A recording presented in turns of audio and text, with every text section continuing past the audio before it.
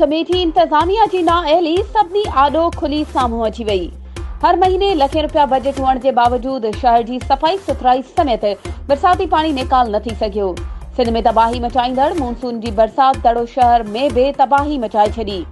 हर तरफ़ पानी पानी नज़र ईंदे बरसात बीठल पानी कचन तोड़े पकन घरनि लाइ ख़तरो बणियल।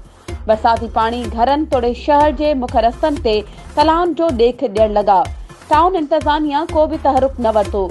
सरकारी अस्पताल, Rupamari hotel Chowk, boys high school, girls high school, public park समेत शहर जे ॿियनि हंधनि ते बरसाती पानी मौजूद। रहवासियुनि खे सख़्त मुश्किलातुनि खे मुंहुं ॾियणो पइजी वियो। बरसात खे बंदि थींदे 4 ॾींहं गुज़री विया, पर इंतजामिया को बि नोटिस न वरितो। गली मोहल्लनि में बरसाती पानी बीहण करे मलेरिया गैस्ट्रो बीमारी वबाई सूरत अख्तियार करे वई आहे। शहरियुनि पारां DC सिजावल खां बरसाती पानी निकाल करण जो पुरज़ोर मुतालबो कयो वियो आहे।